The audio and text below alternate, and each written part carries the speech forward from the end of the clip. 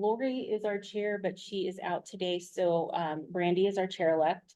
So she'll be running the meeting today. Let me share my screen. Actually, before I do that, let's do, You should record the meeting. it is recording. Oh, perfect. Yes. Sorry.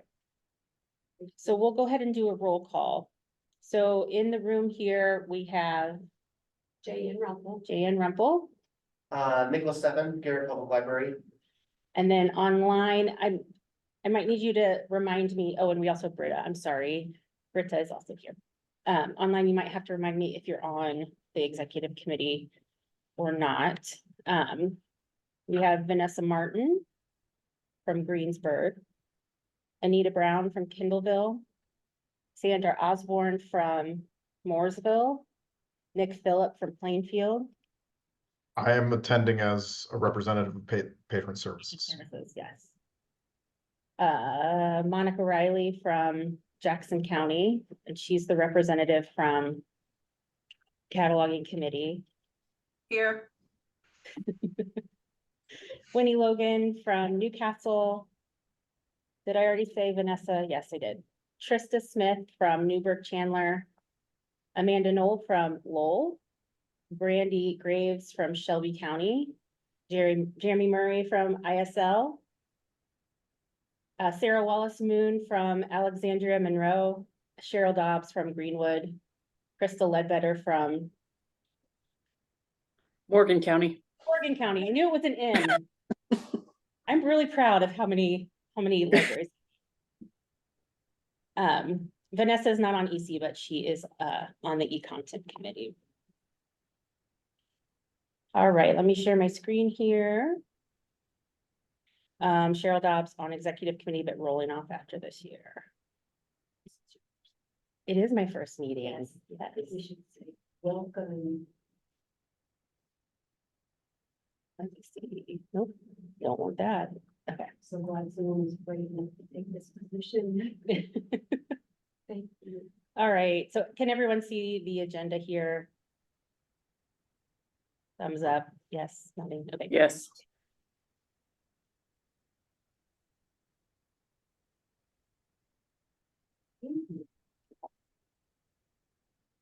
Thank you, Jared.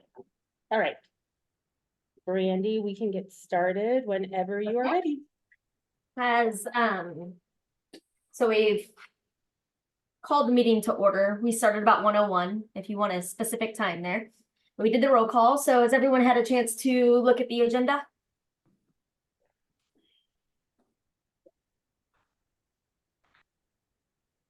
Does anyone want? I'll make a motion to approve the agenda. This Okay. is Trista makes a motion. Does anybody second? I'll second. This is Krista. All in favor? Say aye. Aye. We actually can't vote though, can we? No. Oh, Okay. No. All right, so I guess we'll table approving the agenda, Yeah. and I guess we'll table approving the minutes, my goodness. Yes. I did see one small correction in the February 13th minutes. Okay, It has a motion that says that I moved to approve the minutes from December, and then I also seconded it. oh. I Maybe think that just- may be a Krista, and Yeah. I sympathize with y'all. I think so, yeah. Okay. Sorry about that. Okay.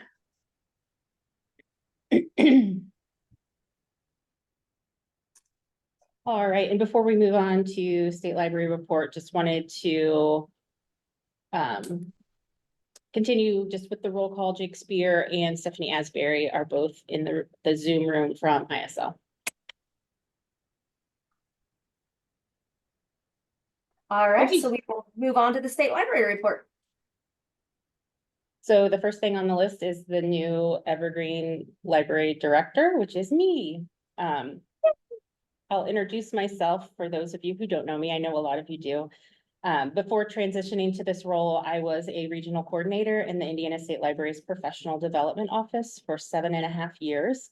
One of my roles there was to be the Evergreen liaison for my department and make sure they knew what was going on in Evergreen. So before my time at ISL, I also worked at the Plainfield Guilford Township Public Library. So I do have some Evergreen experience, although it's been a while since I worked with it on a regular basis. So I am still trying to figure some things out, and I appreciate everyone's patience while I figure out what I'm doing.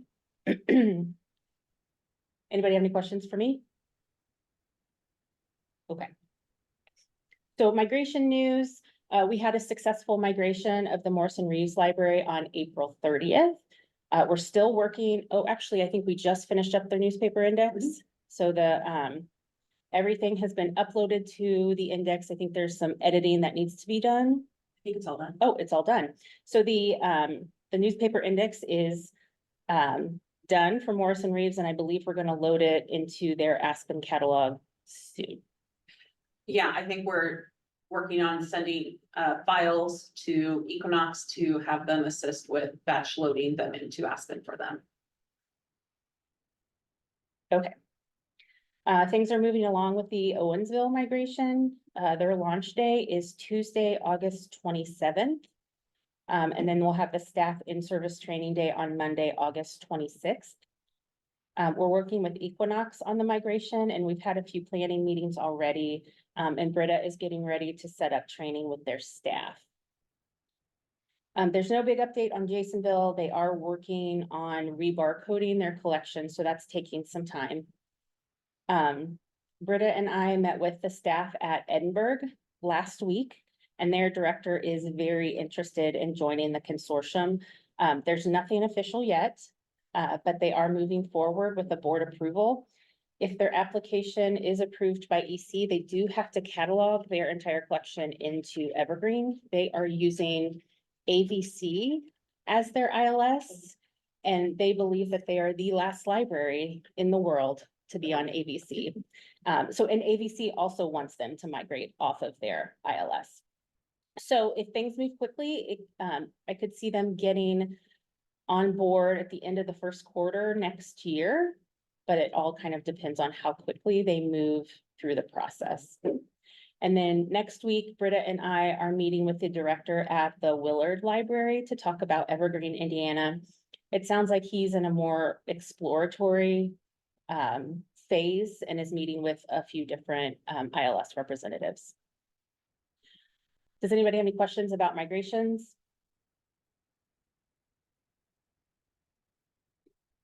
All right. I'm in the process of scheduling the regional user group meetings for the fall. I have 4 sites confirmed. That's Jackson County, Pike County, Noble County, and Danville. And I'm hoping to add 3 more locations. Once I have those confirmed, I'll start working on dates, and then I'll send all of that information out to the listservs once I have all that info. Aspen Discovery, we currently have 113 Aspen local administrators, which I think is pretty exciting. We did have an issue where some items weren't loading into the Aspen catalog, even though they showed up in the classic catalog. So we've been working with Equinox to get that fixed, and everything seems to be loading now. Okay, so vendor updates. We signed a contract with Unique Library, formerly Unique Management, for their Message Bee product to send text message notifications for Evergreen, Indiana. So we kept running into throttling issues. I think it was mostly with Verizon, where they were letting us only send, first it was 800 messages a day, and then it went down to 400 messages a day, and we send thousands. So we had to kind of find another solution pretty quickly. Once we get up and running with Message Bee, we won't have that issue anymore, or shouldn't have that issue anymore. And that should be up and running in the next couple of weeks. Will that change how people fill out a new card information on the patron registration screen? Because on that screen, you have to pick your carrier. Or You will they won't have still- to pick your carrier anymore. Won't have, okay, Is that correct, Jeremy? I just want to make sure. no, lots. of We people- we have yet to confirm it with Unique Library at this time, but we'll follow up with that, and we will let the consortium know. Okay, great. Because lots of people just don't, that's and I'm like, I don't know. Okay, Yeah. great. It doesn't. Yeah. Okay, So Library IQ has scheduled some trainings for the community, and these are for new users or if you want to refresh. Those dates are June 12th, September 10th, and November 6th, and they are listed on the Evergreen calendar. I have a survey out to the community right now about Gale's Excel Adult High School. So essentially, it's a program where adults could earn their high school diploma through the library. I got it. Thanks. There is some staff time involved as well as a cost for the library. It's about $1,000 for a student to go through the program. If enough libraries are interested, we could look at Evergreen, Indiana, offsetting some of that cost for libraries, but it wouldn't be completely free for them. That survey is open until the 14th. Any questions about vendors or vendor updates? All right. ECDI transition from Indiana to Noble is almost complete. Most of the ECDI money is no longer housed in the Evergreen, Indiana bank account. I think there is a little bit left to pay for Ruth's last time in that position. They are in the process of hiring a new coordinator for ECDI, but Ruth, in the meantime, is coordinating that on a contract basis for 6 months to a year. So we still have some contact with Ruth. She's not gone completely. Any questions about ECDI transition?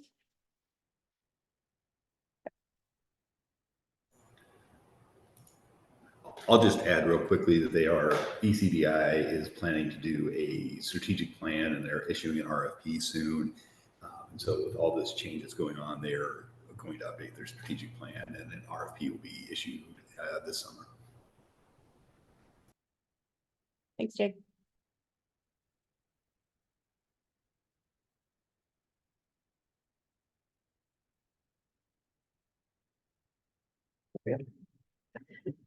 Special project participation, we have 70 Find Free libraries. That's up 1 because of Morrison Reeves joining the consortium. And auto renewals, we have 88. Same deal, Morrison Reeves joining the consortium. So the fiscal report. You can see our. Well, I just don't know where to put this, so it's not in the way. Okay. You can see our income is $492,097.44. And our expenditures so far this year are $231,403.71. So we are about at 47% expended to date, which is pretty good. We do have some pass-through monies to collect. So for Wildberry here, we almost have all of our reimbursements. And then I will get the RDA toolkit invoices out, I'm hoping next week. And then after we go through that, we'll do Gale courses as well. Does anybody have any questions about the balance sheet? No.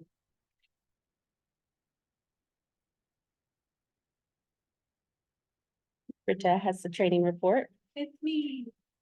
Okay, since our last meeting, I have presented several webinars, including the Aspen from the patron's perspective. It was really well attended. I was excited about it, and I have scheduled another one for this Thursday, just to include if there have been any updates or things that I have found since working with Aspen. I have a couple new webinars scheduled, so like carousels in the classic catalog, because there is still interest in that since not all libraries are using their Aspen website. And then I'm doing a kind of circulation sort of roundtable about billing in July. For documentation, we need to update the acquisitions manual. There are a lot of changes that have occurred and will be coming through the next upgrade. So that will need to be updated. All of the other manuals that we have been updated to match 3.11. However, since we are slowly starting to plan for the next upgrade, I will start the process over again to update for that version for things that have changed from there. Below that, I have sort of maybe finished moving documentation to the Better Docs plugin on the evergreenindiana.org website. I still need to upload reports and acquisitions, but circulation, cataloging, local admin, even the staff catalog should be in there. So it should be ready for release, I think, to the consortium at any time. Couple catalog passive projects, haven't updated those in a little bit. A couple of us went to Spiceland on May 24th for a cataloging party. We were helping them with a large backlog of donations that they needed help adding to their collection. So we worked on that with them. And then I have also been working on a permissions project. I was contacted, maybe a couple months ago, wondering what the real difference between CERT 1 and CERT 2 is, because they require the same training. And so it made me want to, and I did, do kind of a deep dive in our permissions so I can see visually the difference between CERT 1 and 2 administration, like that non-admin management supplement, so supplemental group that we have. And hopefully that will help me create or adjust training. So we can say, like, for CERT 1 and 2, like, you have to take this, but if you choose CERT 1, this is also what you get permission wide, and it's mostly overrides. I think that's all. I did kind of skip over, but I have started creating the local administration Moodle asynchronous course. My goal is to have it complete by the end of the year, but I don't know if that's going to be the case, but I will continue to offer it every month until I complete it as a live webinar. So that is all I have, unless anyone has any questions. Any questions for Britta?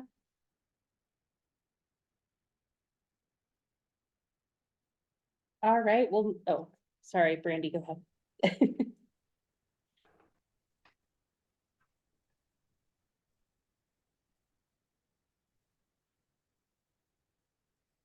You're muted, Brandy. So we'll move into the subcommittee reports. Does the cataloging have anything to report? Yes. First of all, we met last week for our June meeting. We did have elections for president chair and secretary, but those have remained the same. So I am still a chair, and Sandra Osborne is still our secretary. We talked about and added a section to the procedures guide about the Mark Field 588, which is about the source of the title proper. And we did make some changes. We approved a change to the cataloging policy, but we also approved a change in March. We had a meeting. It was supposed to be the beginning of April, but because of PLA, we had it early, and we approved some changes to the policy at the March meeting as well, but those didn't get brought to your April EC meeting for approval. And as I understand it, you guys can't vote today. So we will gather all of the changes we made in March and in June for your August meeting to vote on. And that's all, I think.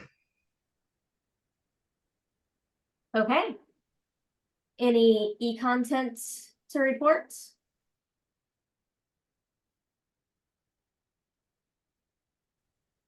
No, we were supposed to have a meeting in February, but it was to be determined because Courtney was coming on as the new director. So, and I think Krista is our chair for that committee. Yeah, I think you're technically I am, but yeah, it's been a little while since we've met. Okay. What about the Patron Services Committee? So, we did have a meeting on April 16th. And the big bit of business that we did was craft some language in the circulation procedures to allow for a circumstance in which somebody who has outgrown a juvenile card that has a lot of fines on it in another district is able to have a duplicate account in a district with in a different district, whereas their first does not have a clean slate policy. I know that sounds a little convoluted, but the language itself lays it out pretty well. You're saying that a juvenile card that had fines attached to it will no longer restrict them as non-juveniles to getting a new card in a new location? Yes. So it is entirely possible that they may have duplicate accounts in the system.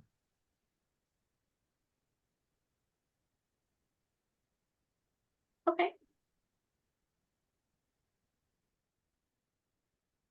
And Strategic Planning Committee. Anyone want to jump on that one? Me. Okay. So Carson Block put together this memo to kind of catch everybody up on what's been happening with the strategic plan. I came into this process kind of late to the game. It started with Ruth. So some of this stuff happened before I was part of the group. So if I'm leaving anything out, someone jump in. I know Nick, you're on the committee, or just let me know, and Jayanne, yeah. So we spent a lot of time figuring out who our stakeholders are in order to survey them. And this is our current list here on the screen: library patrons, member libraries, the executive committee, staff, directors, and prospective libraries, the Indiana State Library, and then the Indiana legislature. They all won't get the same survey. We're trying to craft a survey that is relevant to each group. And if I understood correctly, the legislator won't be getting any type of survey, but perhaps an update about where we're headed and what we're doing. I think is what we discussed, Okay. but I could be misremembering. So we've been working on questions for those different stakeholders.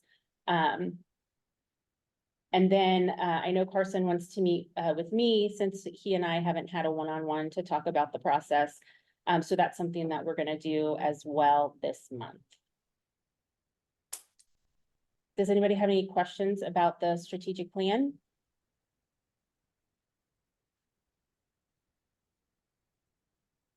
Right. All right, there's nothing under unfinished business, so moving on to new business, we have committee elections. All right, so we want to welcome our new members. I have too many tabs. Monitors. Hmm? And not enough Not enough monitors, yes. So our new members from Class A is Trista Smith from Newburgh Chandler. Class B is Stephanie Rollins from Pike County. And Class C is Sarah Wallace Moon from Alexandria. So welcome. We're so happy that you're here. And then we need to get a new chair-elect and a new secretary. Can we do that without a quorum? No, No, we cannot. you can nominate someone, but you won't be able to approve it. Do you want to table that until next meeting? Probably should, yeah.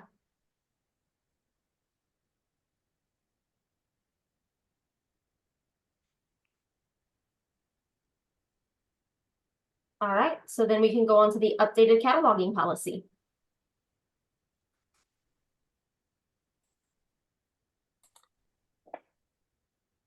Monica, did you want discussion or a vote about this? Well, Britta said that you couldn't vote today? Right.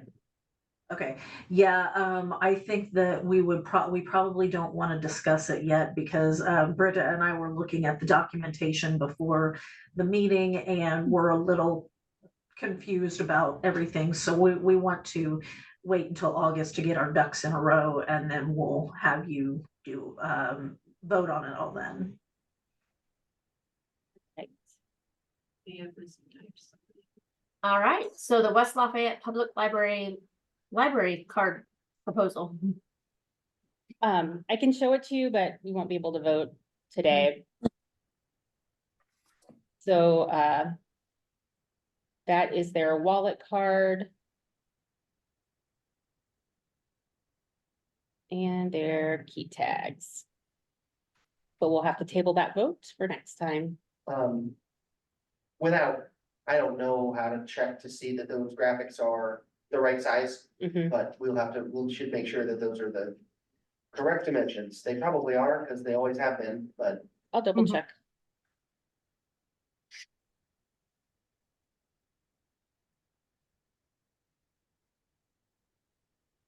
they look right.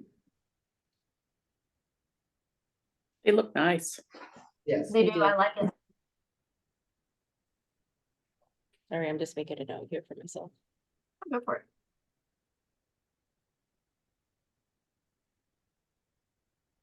Okay.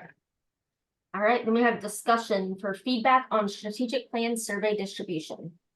Yeah, so we've had a lot of this kind of back and forth about how to reach the largest number of people that we can.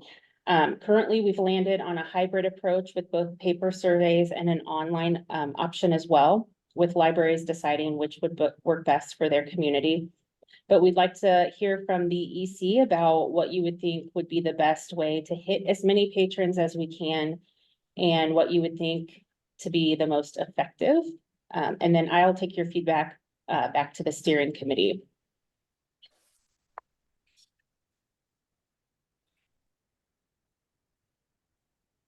Anybody have a thought about that?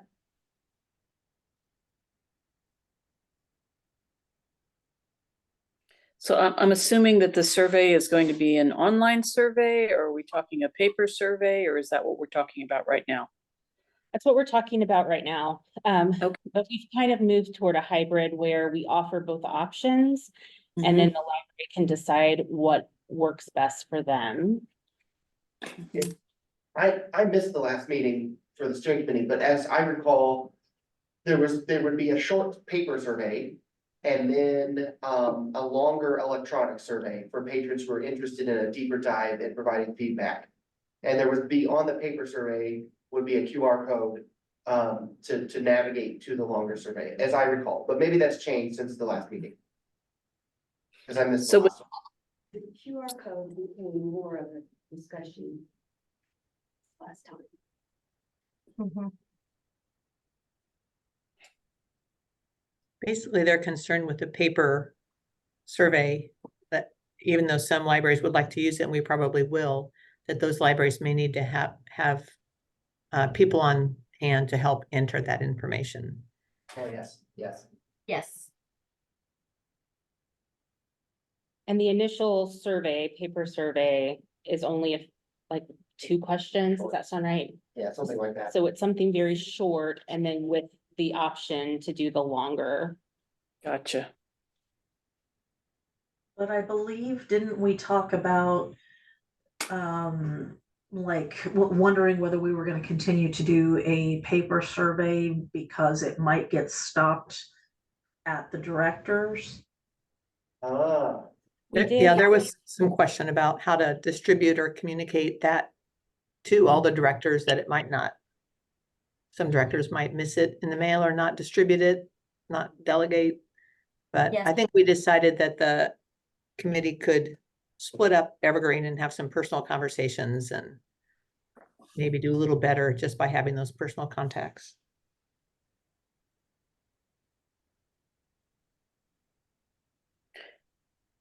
Will we have any way of knowing if, like, we didn't receive a single survey from one particular library, that we could reach out to that director, or no? I I would believe, think, so. oh, go ahead, so. I just said I would think so. Okay, I believe that a lot of the surveys we're planning on having, asking the patron what their most used local library is. Mhm. So that would leads to some of that information. okay. And we were also talking about the time frame of the survey and possibly if we needed to reach out to more libraries. So to include that as part of the time frame, if we're not getting responses, to reach out.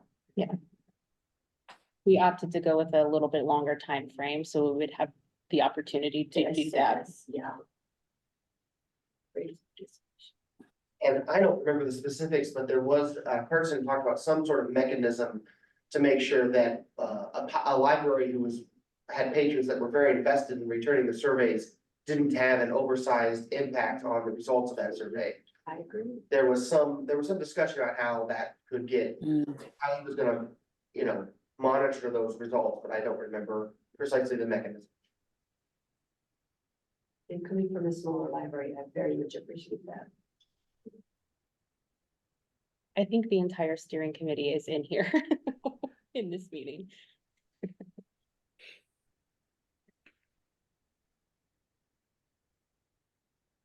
Any comments or feedback you want me to bring back to the committee? It sounds like you guys have really considered a lot of the angles, so I don't have any more input.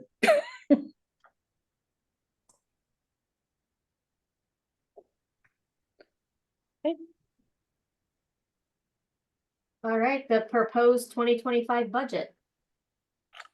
Well, we can't approve it, but I can Yeah. show it to you. Here is our budget. It's budgeted within $20 of what we're bringing in. Some of the, I guess, bigger changes from 2024 to 2025 is the salary and benefits. That's because Ruth's position was paid 50% by ECDI. And since, ECDI is pulled out of the admin being in Indiana, that won't happen with this position anymore. So that will come from Evergreen Indiana money. And then the other thing is message B, here, this line for the text messages for the notification. So that's a new line item on our budget as well.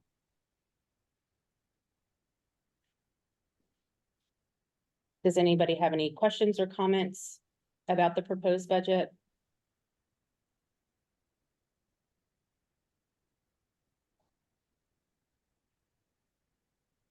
I see there's been a pretty big decrease in the international conference scholarships. Is that because we have fewer people who are interested in going, or because people are just attending it virtually, or? It seems to be virtually lately, so that costs less money. Gotcha. And then that's just, a place that we can take a little money from, quite honestly, to do like message B and things like Okay. that. Cool.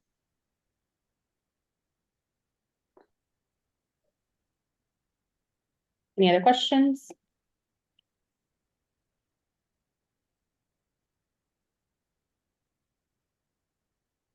How much input did you have in that budget? Very little.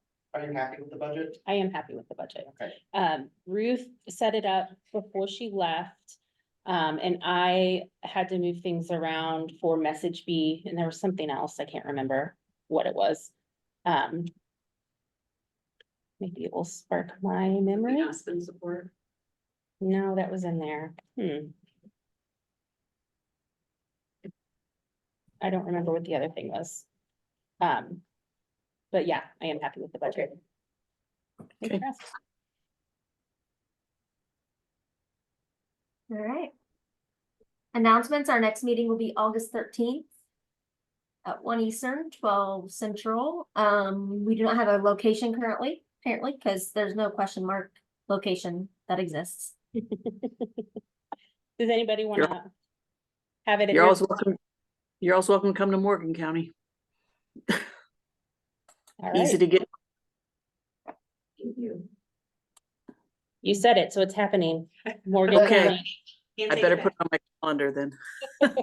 Do we need So we already- do we need a meeting before then to handle today's business, or can it all wait until August? I think we can wait until Okay. August.